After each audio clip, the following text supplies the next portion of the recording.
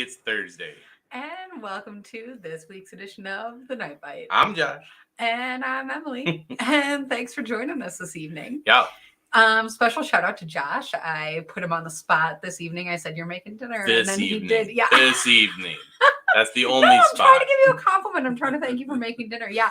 But I was going to say, we are in such a rush because, gosh, we have a lot of things going on, and we didn't even make old fashions tonight. So I'm sitting here drinking my good old water bottle.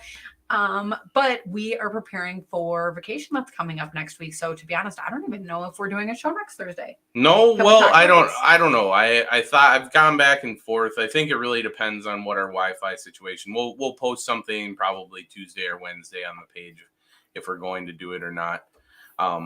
It might just be an up in the air thing. And I think what it'll be is just be us chit-chatting about what we've been doing over on Osakis. That's where we're headed. So for those of you that don't know, lake over on the western side of Minnesota, over in the Alexandria area. We're going to be heading over there with my family, doing some fishing. So, stay tuned for a bunch of pictures and videos and stuff. Emily might even give us some tips. I need them. Oh my goodness. Well, we'll see how it goes. I've heard lots about the bluegills and all of that. But fishing by us has been fairly steady in summer patterns. So I'm hoping that similar pattern is going to hold true for over there. To be honest, I'm betting that it might. But as we always kind of reach out to you guys, let us know what your water temperatures are at. Let us know how your fishing is going. Or if you've been to the Osakis area, let me know your favorite bait.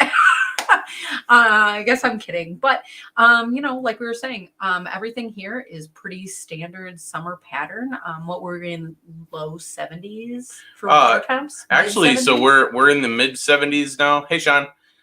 We're in the mid 70s now. Finally, the water's been bumping between mid 60s and low 70s, and which has been awesome. It's just been a learning curve for us because the fish have been really shallow. Like, it's been springtime fishing. We've been trolling up in like 5 feet of water. Hey, John. And, it's been really weird for us. Still fishing structure, like shallow structure all the way up until the last couple of weeks. This last weekend, we actually got to hit some deeper cribs. There was a crap ton of bluegills on the deeper wood. So that was pretty fun.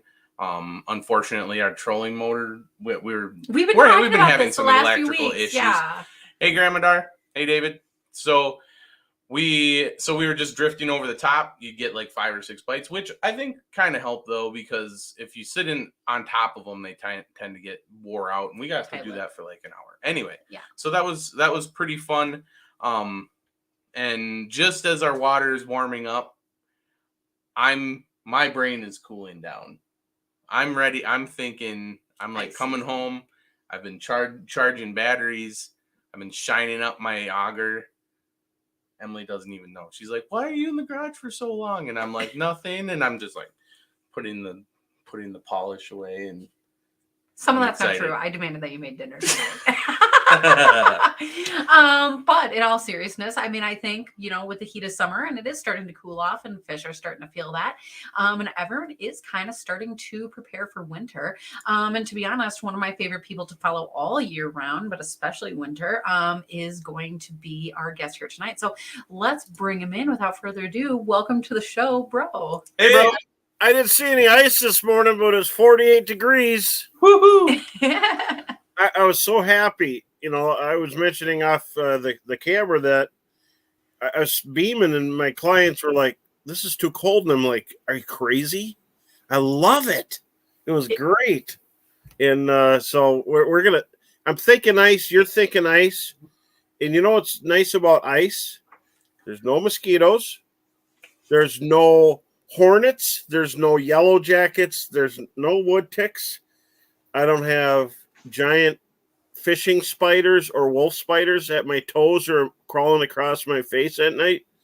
And, I don't have to worry about a badger coming out of a hole and grabbing me. I mean, I don't see that stuff, but hey, there's the man, David Adams. I took him out today. You see him with that big fish, and those guys smash him. I mean, it was crazy good.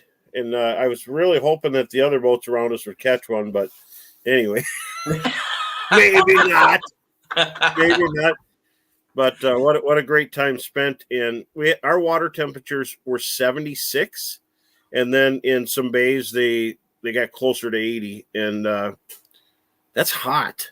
That's really hot for this area. But anyway, I'm just glad as I share with you, Razr Augers are fantastic, and I'm very, very happy to be a part of Razr Augers. And there's so many reasons to be a part of Razr Augers.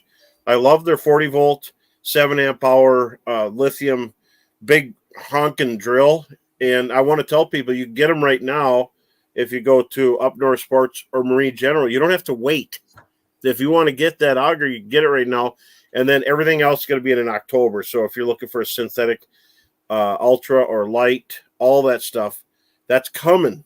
So hold your horses on that, but it's coming later. I don't know. Are you more the brushless drill, or do you like using the big powered ones? Well, that's really funny because if you had to guess, who's who?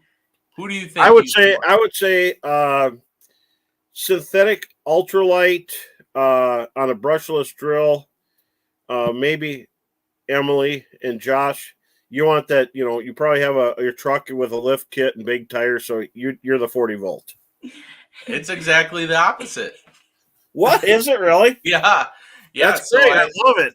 So I really do. I love the 40 volt. It's really great in some situations, but we don't have a lot of like off-road vehicles to our disposal. We do, when we do get enough snow, we have a snowmobile, but we do a lot of walking. And I'm like, I'm not saying that I drill thousands of holes. I probably drill 50, 60 holes a day, but I'm walking a lot. Yeah. And that's where I like having that lighter drill, where Emily is more, she likes to be a nester a little bit, and like we'll pick a spot, she'll set up everything, and she likes having the 40 volt. It has a little bit more control, having the two handles, and you don't have to push on that.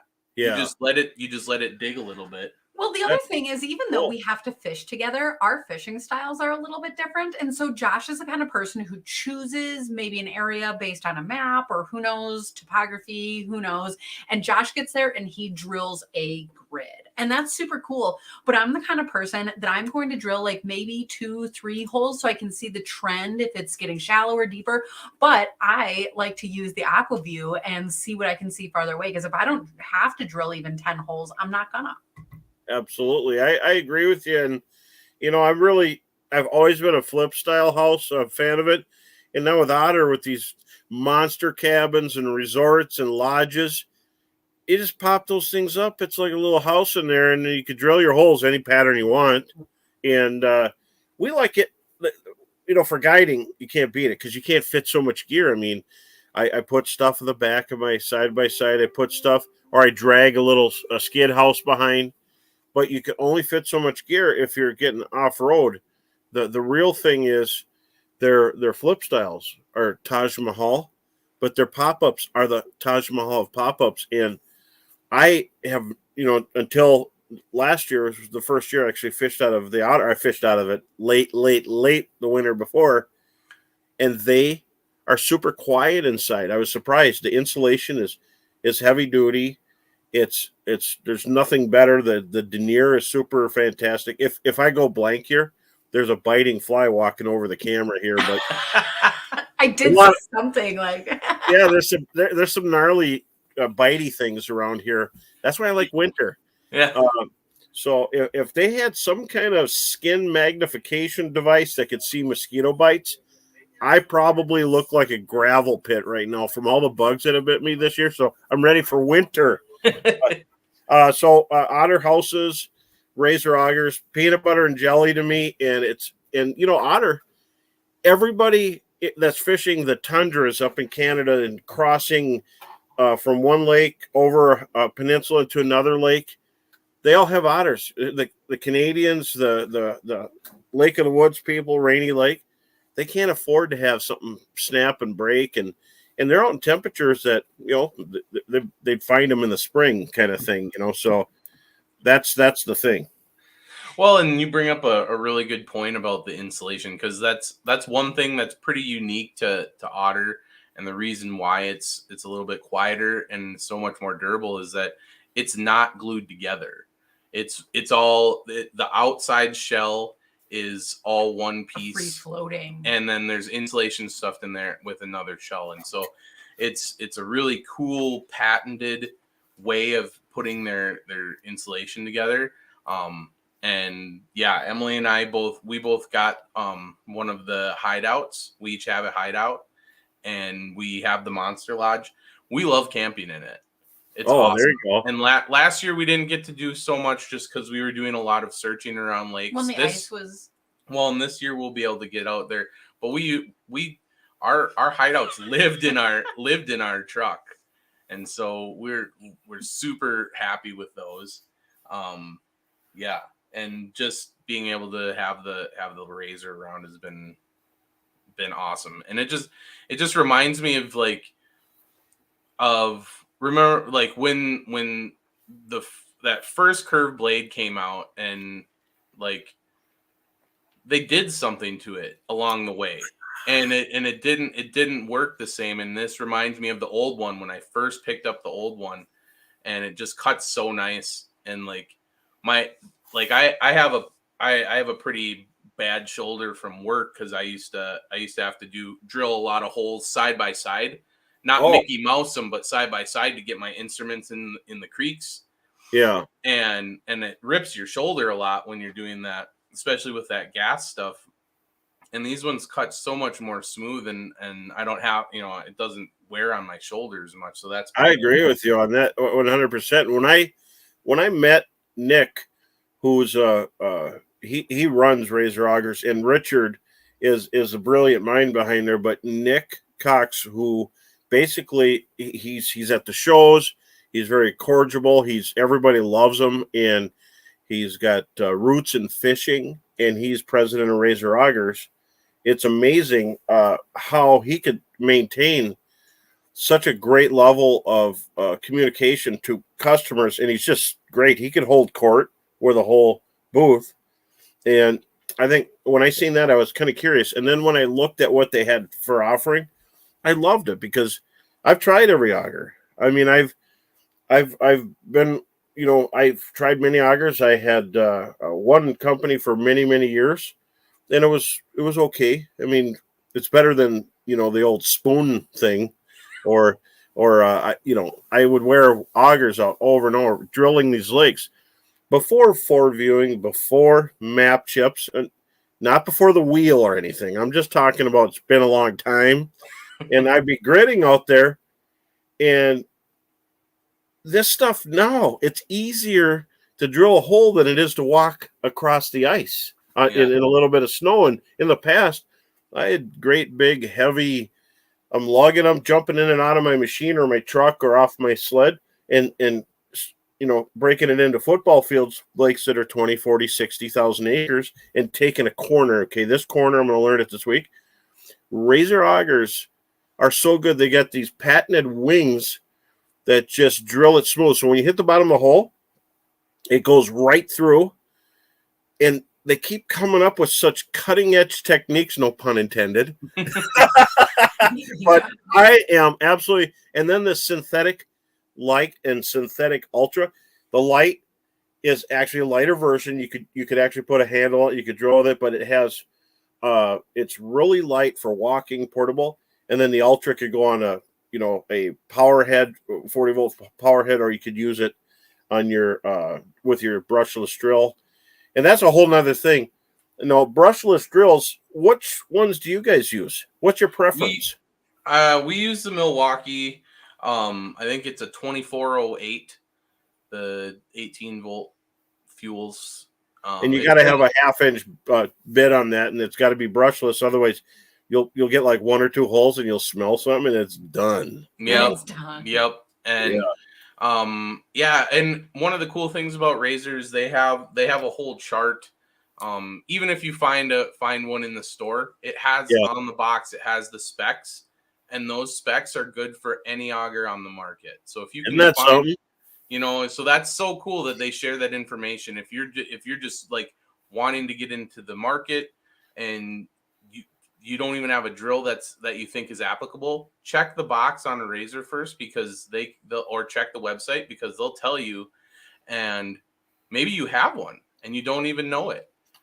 You could. And that those ice wings on the 8-inch, those were like new last year or the year before, and they have, like you said, they make it so much easier. It's slick, man. It's love crazy it. how much those little tabs help so much on the It on does. those augers. I've had augers before. Like I said, I've used every one of them, and I have some spin me in a circle. You know, at the bottom of the hole, and it's like you can put music to it, spin me around or whatever. Yeah. And you know, but now, you know, okay, we've got Lake Master, so you could just go out of the lake, and I'm going to go here, and you can use it on your phone. So, you know, with the One Boat Network right on your phone, those apps are great. But you know, I didn't have that when I started. I had a very primitive GPS, and I had to grid it and sketch it. And I'm not the only one that had to do that tough way. I met the Grizz in Mille Lacs, and he had a huge book. He sketched out all the mud flats and even sketched the parts where the big launch anchors drug through. And those were fishing spots because there's a little drag area. And that's how detailed, that's time consuming. Now that, you know, it shows up right there on the chip. But that new VX chip is unbelievable. It's amazing. But anyway, the Razr augers with those wings. And then here's my question for you. I like to use, if I'm scouting and not fishing, and actually if you're in a tournament or if you're guiding, you have to do this. You can't just usurp fish. You got to save them for the clients. You ever use the 4-inch bit? 4, 6, 7, 8, and that's what Razr offers. You ever use those? The small ones? Yeah, to be honest, we do use the 4-inch. One of the things that it's really great for, not to talk about the AquaView twice in a row, but I love it, and especially during winter. And so when you have that really small hole, it's great to, you know, fit between our two holes. So if we are camping and stuff, we can put those little holes in the middle, not drop things down the holes. Camping. But you have that extra sight. So that's been really great. But especially if you are checking ice and you just want that really light setup as you're going around and, you know, early and late season. So there's been actually more applications that we found for it than I expected. Yeah, that's, and 100, you hit the nail on the head. The AquaView cameras now, they're compact, they fit right in your pocket, and they got a reel on the back so you ain't freezing your fingers and we do get continuous weather that's a lot of times below zero. Typically your third week of January, and some years we'll have 3 weeks where it starts out at you know, that 30 below range, and I've pulled a few door handles off my trucks, you know, and sometimes even 40. But last year we had it easy. It ain't going to happen 2 years in a row, I can guarantee you that. But when you're out there and you're dropping the camera, you don't have to worry about the cord. So the Aqua, you could just reel it in, and very, very professional tournament style stuff offered at AquaView that you can't find anywhere else. That is the best stuff. And then that with a search tool like a micro Razr auger, that 4-inch thing, that's going to be great. But if you're going to fish, you definitely want to have, probably, if you're going to be fishing multiple species, you could pull. I've pulled walleyes up to 30 inches up a 6-inch hole, but it's a tight fit, and it depends on where you're at. Winnipeg, maybe not going to fit up that hole because their girth is unbelievable, and Lake of the Woods too. But you know, and then you got to turn them in thick ice. You want a bigger hole, especially Lake of the Woods, because I've made it happen. You pull a 29-incher up there, but it's hard to get them to turn in that deep ice. And if you hook a pike, good luck.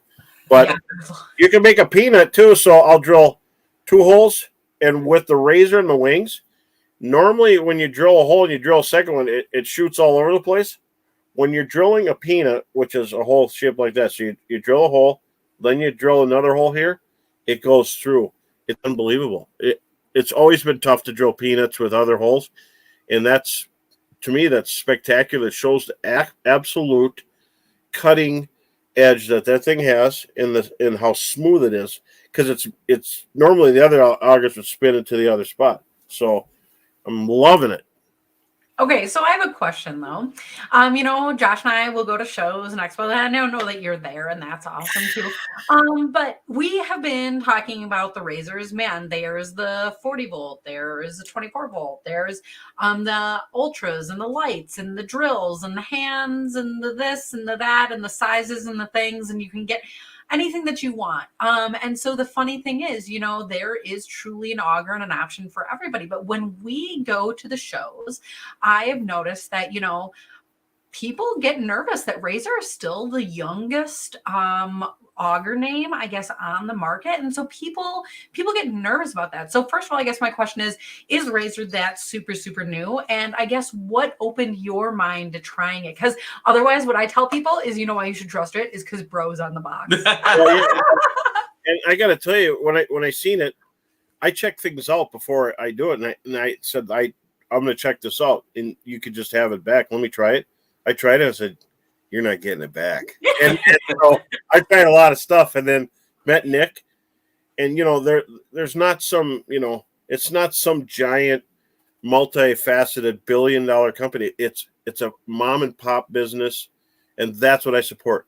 Aquaview, mom and pop, American owners right there. Just amazing. Richard and Nick, they're just really cool people. And I'm glad to be a part of it, as I am with Otter, Troy Tufto, he's cool, and Jennifer and everybody there. What a cool company, and so it's really nice. And then of course, I love Northland, and I've been with them like since I can't remember. I think when I was still a hayseed, coming out of the woods, but when I was raised by bluegills in the wild there, but the bro bug. Back then, people had like the thrummer. They were pushing a button to jig the rod, and they had, jiggle sticks to stab in and stuff. And I'm out there jigging with a bro bug, and we had to make it. I mean, that stuff. It was people were like, this is really far out. Now you can't make anything crazy enough. You ain't gonna surprise anybody anymore. But Razor, I think, is top notch, and they're not just a new startup company. They've been around. They've been in the industry forever. And Razor has their fingerprints all over a whole bunch of stuff because they're a manufacturing company and they strive for excellence.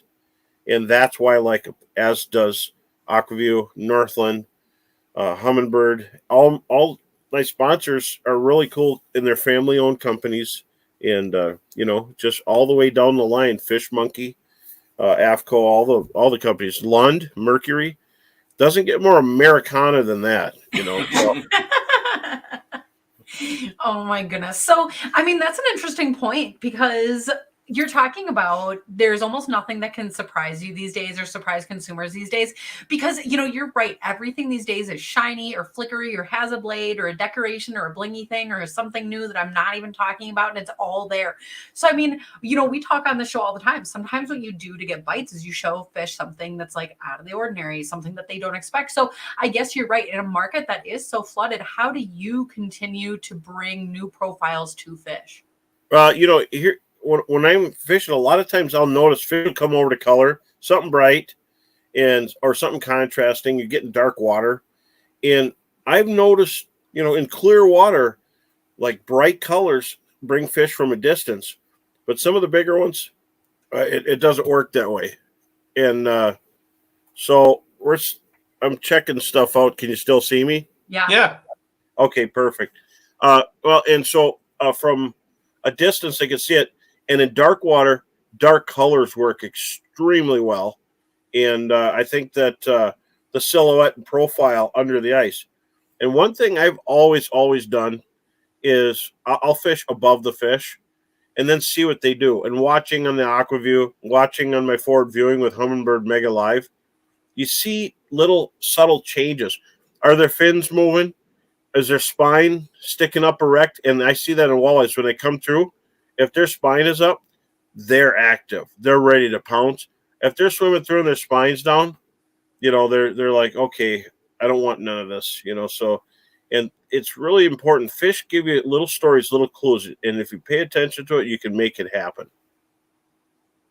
Those are really little clues, though, because not every graph can even see those details. So, I mean, that is actually a really interesting point. If you don't have that graph, you just have to get lucky to be there. Oh, absolutely. If you don't have that, but here's the thing. If you don't have it, that's where they need to get with you or me. And like, I don't have that many available dates because I'm really heavy in promotion this winter. Except, don't worry, Dave, I got a spot for you.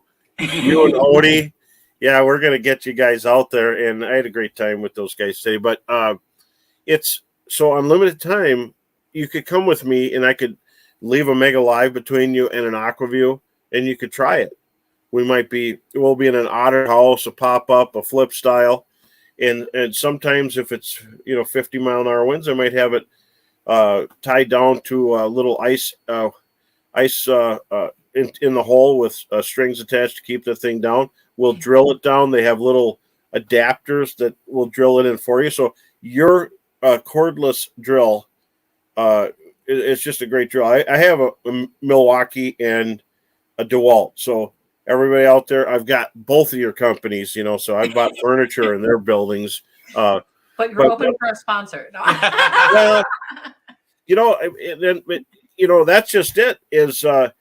They're big companies. They're looking for NASCAR, but you're Brian Brosdahl. And you know what? We're knocking on the door in NASCAR here, right? It's all about the numbers, right?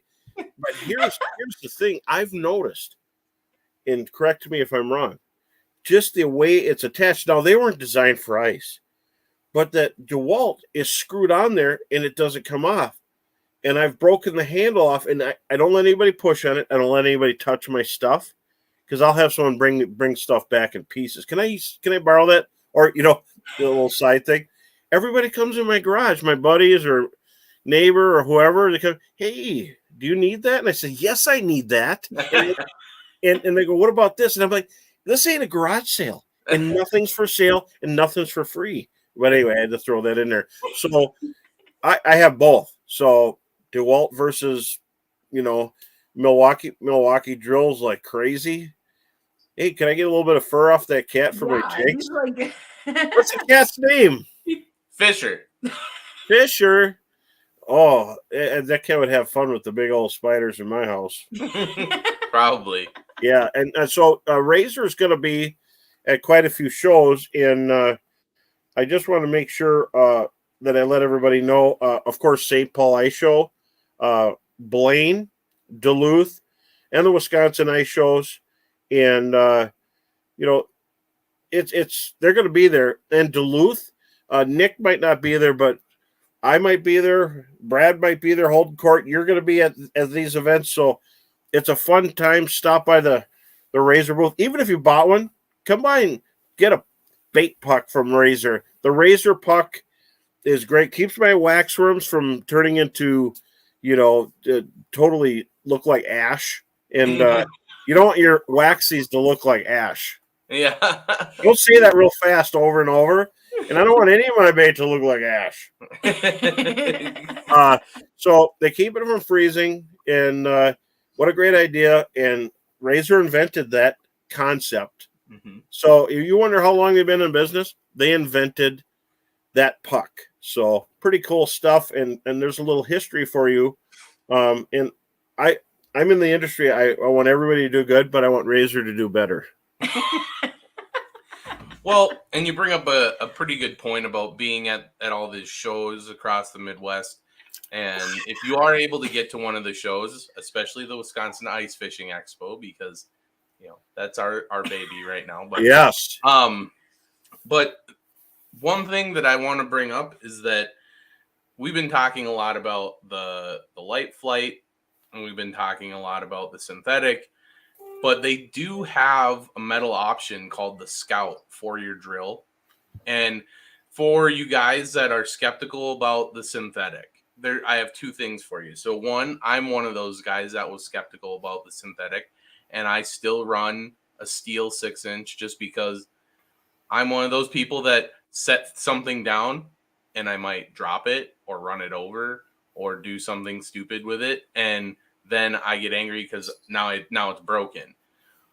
But with the Razr light flights, they come with 2 extra flightings in the box. So Isn't that crazy? Even if you do, the flights The lights.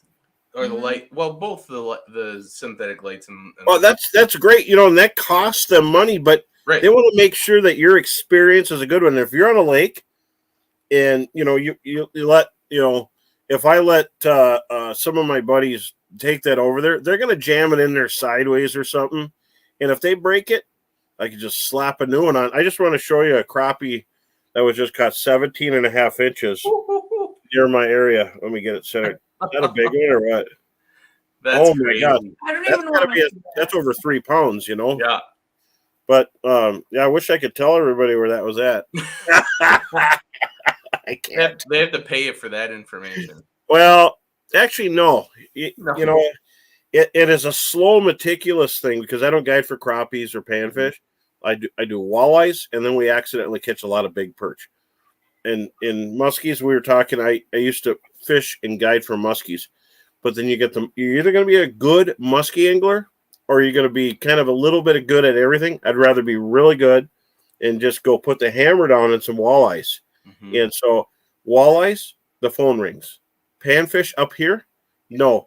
You have someone. I want you to take me to some really slab crappies. I got my GPS, and we got 10 kids in our family, and we got all our cousins here, and we're here for meat, And I'm like, no, I'll just send them to someone else, But if they want walleyes, we're gonna hammer them because I stay on them every single day.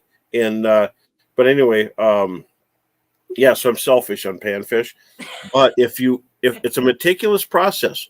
But if you show up at the shows and you got some oatmeal cookies, and then once in a while, like there'll be some beer like sitting in my truck in the box or something, that wins me over, and I feel guilty, and then I'll have to take these people, or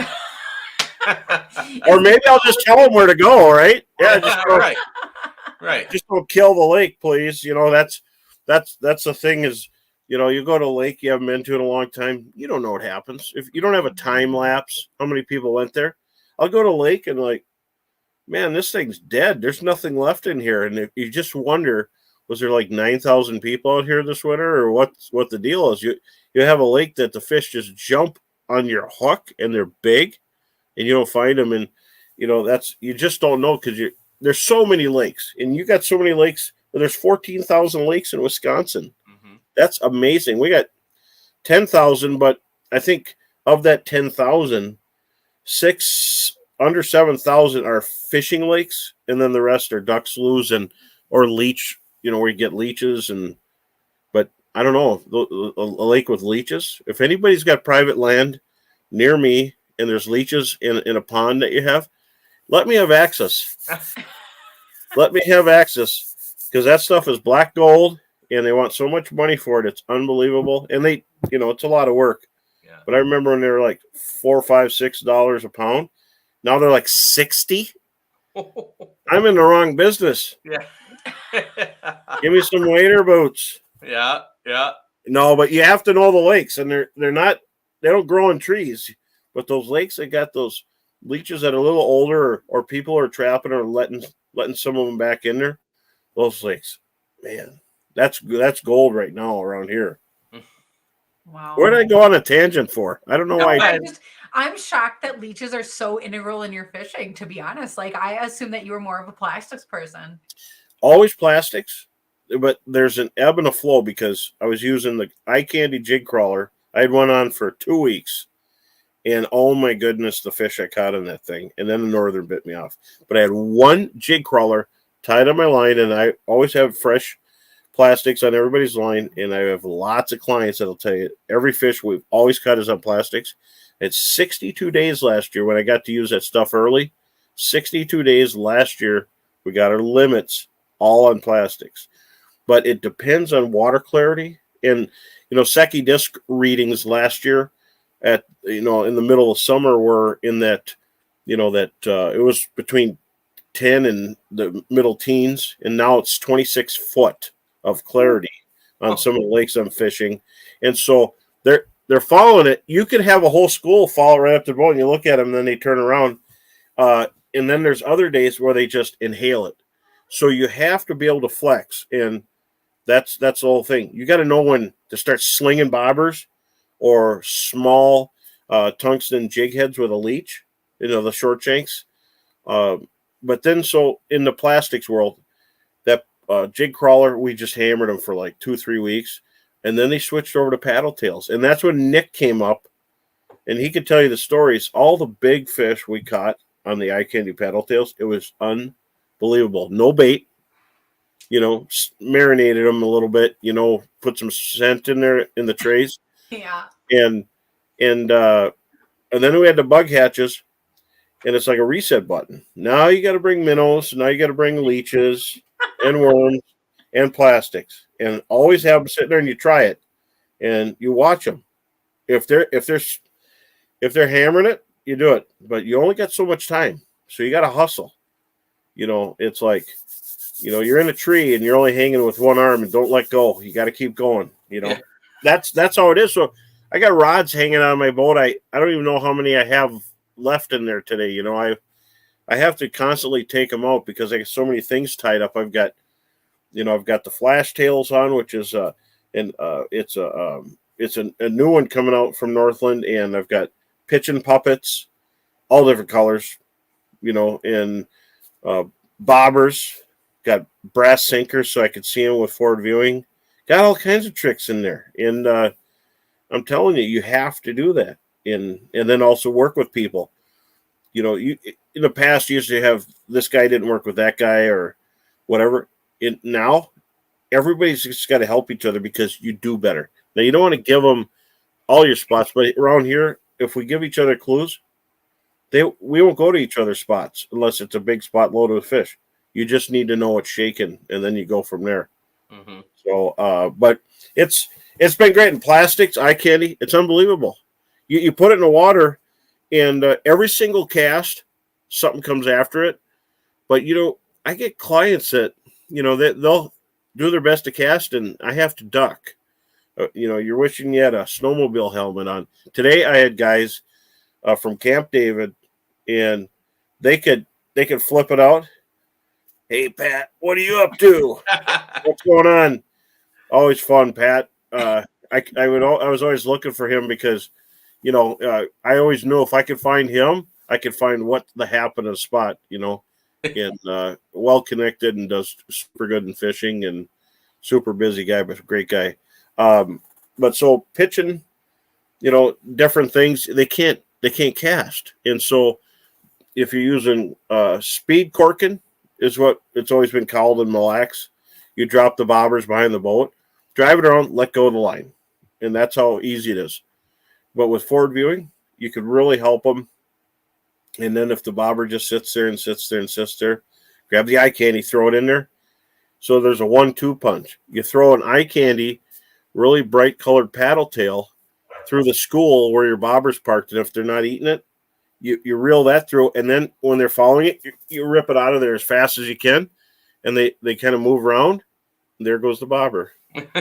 So you got to Pied Piper them past the bobbers sometimes, and so it gets inventive. But we're right in the crux where everything changes. So going forward now, we're coming into a super good late summer bite. The dog days are right here, and they're about to fall off, and the fishing is going to go. It might be good up here. I won't say too much. Well, and that tends to be the case around most of the Midwest too, and you can kind of follow it just like you can follow the ice melting in the spring. Yes, they just start eating everything, and even around here, we're starting to see bluegills eating 2 or 3 inch twisters, and they're getting hungry already. Yeah. So. Those are big ones, aren't they? Yeah, and little bluegills. And little ones. You know what? They all have heart, and a bite is a bite. What do you want after you catch a fish? You want another bite. Yeah. So, talk to the marathon man. He catches little bluegills, and he'll just fish all night and all day. I don't know how he does it, and every fish counts. Yep. There was a fellow in Bemidji that used to go to the Keys and fish for little fish around the docks, and he would document fish, and he had a little book, and he crossed it off the list, and all these aquarium fish that you have to order or find or hard to get. He didn't keep them. He just wanted to catch them and cross it off and look at it. Yeah. And he would go through and literally all these fish you see at the pet shop, he would catch them in the lake. And sometimes big fish, but he just wanted, well, maybe he has a little extra time in his hands. I don't know. Did I say that? Did I think it or say it? I think I just said it.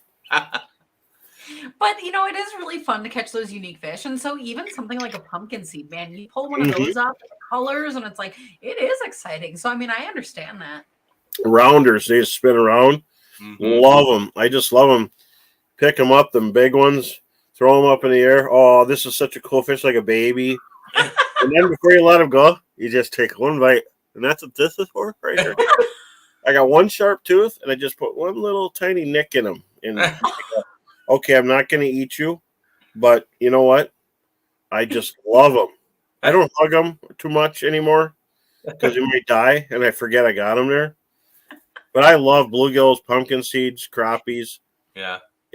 I like walleyes too, but I love those fish and perch, big perch.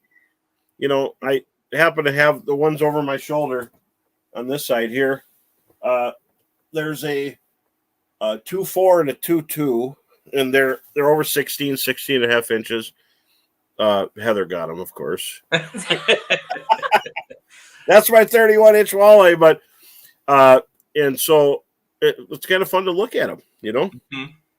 And those are all your home waters? No, that's a Cascade right there. Okay. I went scouting. I set her up where I figured we'd get some trophy fish, and we're off on our own, and we're nowhere near. There's no one around anywhere. I just want to go try something different. I set her up, and then I took off, and I drilled just a mile-long string of holes, and I was fishing through them, and I'm like, oh, there's some action here. Catching small ones. They were like 13 inches, 14 inches. And she goes, sends me a picture. Is this a walleye? And I'm like, oh, no. I said, that's a giant perch. And then so I come over there, and it's sitting in the bucket, and it just looked like a big fat walleye or a smallmouth bass. It was so big. Yeah. It was just crazy. And then so I went back and fished a little bit, and so it was kind of slow. Nothing else bit in that spot. Next day we sat up there and I said, I'm not leaving. I am not leaving the spot. You got that giant fish. I didn't come here to catch eaters. I get them at home every day. So I sat there 2 hours later. I'm like, I'm out of here. And I went to drill holes. And then I thought I heard my phone. And I looked, she caught another one. And I'm like, what? You know? And so anyway, and she goes, okay, I got this. Now, can you move me? I don't want to be here anymore. And I said, well, you just got 2 giant fish. She goes, yeah, but I only got 1 fish a day. You know, I go, okay, I got little ones over here. We went over there and caught the little ones. And so my biggest one there was 1.15 pounds. And so we threw back everything but kept 2 to mount. And, you know, when we were over there, we know what perch probably tastes like perch everywhere. And why even bother with the cleaning of them? You know, it was so much fun seeing the peaks and the mountains, and everybody should do it if you get a chance. And we did it, man, that was like 4 or 5 years ago. And it was a real experience. And there's some bigger ones in there, but a lot of people are fishing. There's some community spots that are really good. And they have a lot of rod setup jaw jackers. So they bite on this worm, and they use worms out there, and it sets the hook for you. But we just jigged them up and did really good using Northland tungsten, and of course bloodworms from Northland were super good, gold or white head. But so that was there. But here we get some nice ones. I mean, right now there's a lot of that, you know, 10 and a half, 11 and a half inch perch around here, and then you get the 13s mixed in there, 12 13s. But really, an 11-inch perch, 11 and a half, those are nice perch. And so we got a lot of that stuff around here, and a little bit of sorting, and that's you know, a nice thing. And so we started out our conversation kind of talking about winter, and then we've kind of jumped around a little bit since, which is Mhm. perfectly fine. But, you know, as you are out there right now catching those perch and all those things, are there things that you're noticing or doing or setting up for winter success? You Or are you know, just slamming them and just calling it a day? no, I always pay attention, and I always like to find new stuff. And I found a few new things, and I'm super excited about it. I found some hard bottom areas that I didn't know existed in these spots, and that the Humminbird side imaging is the best side imaging on the market, super detailed. But this year's the Humminbird I got now, with the update I put through it, is so crisp and detailed. You don't miss anything. You see the minnows, you see the every single thing, and I couldn't believe all these years I fished in this area, and I found giant boulders deeper, which is going to be handy if you get in a tough situation and the fish are dropping away, you can go fish them. Then I found some other rock piles and hard bottom areas, which I like for perch. Perch like it if there's a little gravel or just some hard sand. And as the rusty crayfish dump down in the winter, and they'll go down, 20, 30, even 40 feet. And the pout fishermen find them fishing in those deep waters because the rusties will grab your minnow and they'll be eating it as you pull them up the hole. They're still trying to eat it, and then they freeze. And you see them laying all over the ice, and I'm like, everybody should throw them back because they're like a super growth food for fish. And everything in our lakes here is full of rusty crayfish. They're absolutely eating them. Hey, Bill, how you doing? Good to see you. So rusty crayfish are kind of in the Dakotas. They're shrimp that they eat nonstop. They're coughing it up. Here they're coughing up rusty crayfish to eat your jig. And the walleyes are eating them. The northerns are eating them. The muskies are spitting them out when they're shaking. People are fighting the muskie, and there's rusty crayfish all over the place. Everything eats them, and they lose their shell, so everything pounds them. So you got minnows in the spring, you got your midge flies, you got your mayflies, then you got your stoneflies and dragonfly nymphs, and then when that's all done, and they still kind of trickle out, the crayfish, they start pounding that. And in the wintertime, the key thing is for perch anglers to know where the crayfish are. Are the crayfish, are they on the flats shallow? Are they deep? And I've watched many times on lakes, and I'm watching, and I'm like this, worried about these giant schools of perch, and everybody misses them because they missed a simple thing. The food wasn't there. Do you see crayfish down on the weeds with your cameras? That's a key thing. And you could just drop the Mega Live and look around, but the real thing is to know where they're at, because you can search for your whole vacation time. You could be searching when you should be fishing the whole time. So that's a real tip. And what do you think everything eats? They have their things. Walleyes go with large minnows in the fall, and then they follow them down. Muskies follow the whitefish and tullabies in.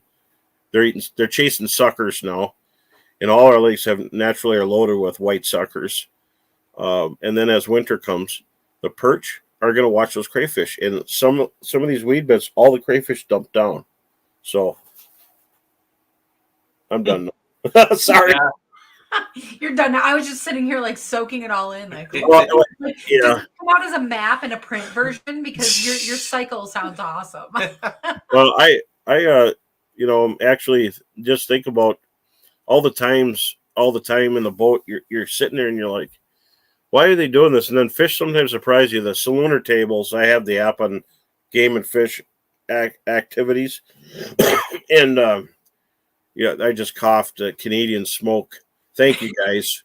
You stop sending smoke down here, because I go on the lake and I got kind of a tenor voice, and I get off and I sound like Barry White at the end of the day. How y'all doing today? But no, it's not too bad. It just stuffs you up and clogs your lungs. I'm in clean air country, and my lungs probably look like the black spots on an apple tree when it gets infected with something. You can't even see the shoreline when you're out there some days. But anyway, crazy. Does that affect the fishing? You know what? It actually helps. Not that I want any more smoke, but It actually it dims the light and they become more active. On the days that it was really smoky, we hammered, and on the days when it's clear, the sun is hot. It's kind of burning up the garden, and it's killing a lot of the treetops. So it's really burning hot this year, and and they say it's a cycle or something, and you get a little solar activity. But yeah, we're getting plenty of vitamin D out there. But yeah, even the pumpkin leaves are turning yellow, and we grow pumpkins too. It's the guide's life. We love. When I get home, I like checking out that stuff. Yeah. Yeah, us too. Oh my goodness. So you were talking about you don't have all that many days left for guiding. For people who want to book those last few days, how do they go about doing that? Yeah, just go to brosguideservice.com and we can see if we can find some dates. And I'll take you out in my big Lund boat, but in the wintertime, we'll probably use a side-by-side. I like to get off the road, but I can't predict that because, here I'd like to use sleds and be able to go anywhere. But sometimes it's just ice, and you have to wear cleats, and you can drive a truck. And when that happens, we get copious amounts of ice up here that you could drive, and so just we'll figure it out from there. But check it out or come to the shows, come to the Razor booth. You want to talk to all of us, that's the best place to do it. But there's still dates available, and you can watch my adventures and see the proof of the pudding because I got the photos, and I don't get them exactly that day. Like, because when I'm done here, I'm getting so thirsty. I gotta refill my my other mug from that other place. But it's just go to brosguideservice.com and hopefully you can check out some pics too. Awesome. Yeah, that is awesome. Gosh, I just want to keep sitting here and talking fishing all night. But to be honest, are we on? I'm sitting here. Well, I'm sitting here thinking I've got to book one of those days. That's what I'm honestly distracted by. It's like I better get on there because I didn't know that the camera was on. This whole time I didn't swear, did I? No. All of this has just been our own edited conversations. It's how we. I love it. Yeah, I had one time I was on a show. I don't want to say, but out in Dakotas, and they didn't know they were still recording. They had all kinds of issues, and they were running around. And this is a train wreck. Oh my gosh, this thing's ruined. I'm like, guys, you're still on. And there's a little swearing going on, and they're throwing stuff around. And I'm like, you're still on. Some days that's what I look like in the boat. Oh yeah, but lots of fun. Oh my goodness, that is for sure. But in the meantime, before all of these expos, because we are hoping to see you there, and before then, we are going to be checking out all of your different adventures on your Facebook and all of your different media outlets. Can you remind me, where do you post most often?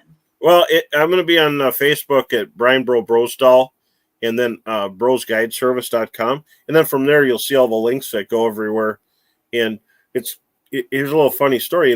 It hasn't been that many years. Like, was it 16, 18 years ago? All I had is a phone at home. Didn't have a cell phone. Mm-hmm. And I checked my messages when I got home. So look at what's happened in less than 2 decades. Yeah. So, I mean, what's it gonna be like in 10 years, Right. I don't want to know. I don't want to know. Maybe I want to teleport. I always tell people, am I going to send my AI with a drone to go get fish for your AI? Is that how it's going to work? I mean, are we just going to experience it from a camera? You know what I mean? It's crazy. Yeah. If I can send my AI to work so that I can go fishing, then I'm in. Yeah. Yeah, exactly. I wonder if, and it gets confusing after a while. Yeah. Maybe my AI might be a better fisherman and I might not like that. If there's a computer that thinks with the speed of nanotechnology and in split nanoseconds, I can't keep up with that. Well, I can't I'm not the Ginger Ninja anymore. I'm moving a little slower now. Oh my God. I don't even understand what I said, but I said it. Oh my goodness. So I guess with that, it has been a ton of fun this evening. And that is really making me look forward to the expos and all the things that we have coming up. So I have to say thanks for having me, you two, and everybody think Razr, family operation. And do you want to help out a $1 trillion empire, or do you want to come to Razr and be treated like family? That's what I would get to hang out with us. Buy some aqua views. Buy all. So go down my list of sponsors and buy them all. But don't buy the companies. I don't like when companies get bought and sold. Just buy products. Yeah, it was great, guys. Thanks for having me on. I hope you have great fishing and have fun in Osakis. That's the home of the 2-pound bluegill. Yeah, we'll let you know.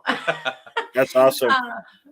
But to everybody at home, thank you guys for being here as well, because that is always a ton of the fun. And if there's any questions that we didn't get to, we'll try to get any answers put in there after the show. So if you are watching afterwards, if you're joining us on YouTube, a podcast, whatever version that you listen, always feel free to comment and we'll always get back to you. Yep.